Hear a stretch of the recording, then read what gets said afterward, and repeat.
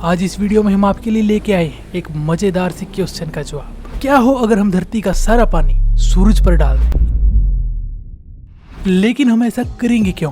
क्योंकि धरती पर हर साल ग्लोबल वार्मिंग बढ़ती ही जा रही है, जिसकी वजह से गर्मी को सहन करना बहुत मुश्किल होता जा रहा है। ऐसे में थोड़ी सी गर्मी को कम करने के लिए अगर हम सूरज पर अपनी धरती का सारा पानी डाल दें तो क्या होगा? अगर टेक्निकली देखा जाए तो ये सवाल एकदम बेतुका है, क्योंकि हमारे चांद पर भी अगर एक छोटा सा टीन का डिब्बा पहुंचाना पड़ जाए तो हमारे पसीने छूट जाते हैं। और आज तक कोई इंसान हमारे पड़ोसी ग्रह मंगल पर भी कदम रखने में कामयाब नहीं हुआ है। और हम बात कर रहे हैं धरती का सारा पानी सूरज पर डालने की, जो कि कम्प्लीटली इम्पॉसिबल है। लेकिन सवाल तो सवाल है और इसका जवाब तो देना ही पड़ेगा, इसलिए आप और हम मिलकर इस मिशन को पूरा करेंगे। तो चलिए फटाफट मिशन की तैयारी करते हैं। अगर हम धरती के ग्राउंड वाटर, आइस वाटर और लेक्स के पानी को धरती पर ही छोड़ दें और सिर्फ ओशियंस का पानी ही लें तो हमारे पास होगी 1385 किलोमीटर की एक बूंद, जो कि लगभग आधे भारत को कवर कर लेगी। और इतना पानी सूरज तक ले जाने के लिए हमें लाखों स्पेस शटल्स की जरूरत पड़ेगी, लेकिन उससे कोई फायदा नहीं होगा, क्योंकि सूरज तक पहुंचने से पहले ही स्पेस शटल्स भाप बन जाएंगी। इसलिए ये आइडिया तो काम नहीं करेगा। तो चलिए हम कुछ ऐसा बनाते हैं जो धरती के सागरों का सारा पानी एक साथ ले जाकर सूरज पर गिरा दे। तो हमने बनाया है एक बहुत बड़ा पाइप, जो कि धरती से सूरज तक आसानी से पहुंच जाए, और एक पावरफुल मोटर के जरिए हम समुद्र का सारा पानी एक साथ सूरज पर गिराएंगे। तो लीजिए बटन दबा देते हैं और ये ओशियन का सारा पानी सूरज की तरफ आ रहा है।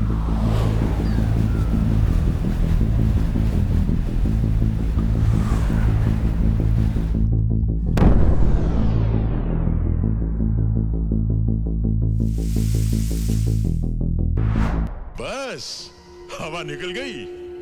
सच बताऊं तो इतने पानी से सूरज का कुछ नहीं होने वाला। अगर हम सूरज और धरती के साइज को कंपेयर करेंगे, अगर सूरज को हम एक फुटबॉल जितना बड़ा मान लें तो धरती उसके आगे एक मटर के दाने के बराबर होगी, और धरती के सागरों का पानी तो एक रेत के कण के बराबर होगा। तो वैसे में सूरज का बाल भी बाका नहीं होने वाला। लेकिन अब सवाल ये है कि सूरज को ठंडा करने के लिए हमें कितने पानी की जरूरत पड़ेगी?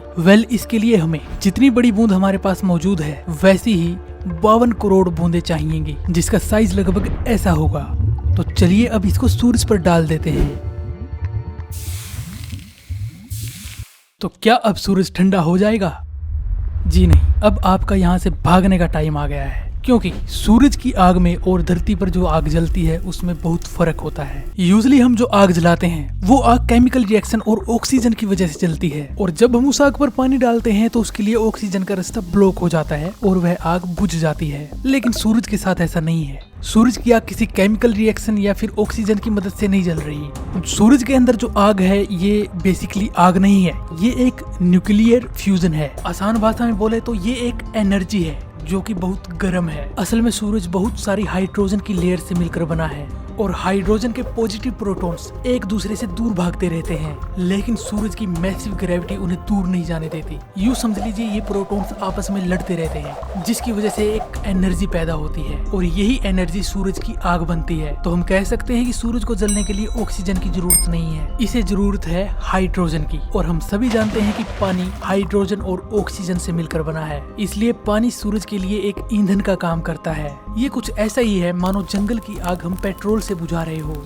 इतना सारा पानी डालने के बाद सूरज का मास और भी ज्यादा बढ़ जाएगा, और मास के साथ ग्रेविटी भी बढ़ेगी, और साथ ही बढ़ेगी उसकी एनर्जी, यानी गर्मी घटने की बजाय और भी कई गुना ज्यादा बढ़ जाएगी। और हो सकता है कि ग्रेविटी बढ़ने के कारण यह अपने आसपास के सभी प्लैनेट्स को निगल जाए। इसलिए अब हमारे लिए सूरज से जितना हो सके उतना दूर भागकर किसी एक्सो प्लैनेट को ढूंढने के सिवाय कोई रास्ता नहीं है। लेकिन हम एक इम्पोर्टेंट चीज अभी भी भूल गए हैं। याद कीजिए, जब हमने धरती के समुद्रों का सारा पानी सूरज पर डाल दिया था, उसके बाद धरती का क्या हाल हुआ होगा? आइए डिटेल में समझते हैं। एक्सपेरिमेंट करने से पहले हमने नहीं सोचा कि समुद्र की पूरी मरीन लाइफ अब जिंदा नहीं बचेगी। समुद्र में मौजूद काई और मूंगा की चट्टानें अब सूख जाएंगी। लेकिन हमें इनका क्या करना था? जरा रुकिए, शायद आपको नहीं पता कि धरती पर मौजूद जितनी भी ऑक्सीजन है उसका 50 से 80% प्रोडक्शन इन्हीं की वजह से होता है। सो अब ऑक्सीजन मास्क लगाने का टाइम आ गया है, यानी धरती पर अब सिर्फ धरती ही होगी, सिर्फ और सिर्फ धरती। यानी धरती पर ओशियंस नहीं होंगे तो बादल भी नहीं बनेंगे, और बादल नहीं बनेंगे तो बारिश कैसे होगी?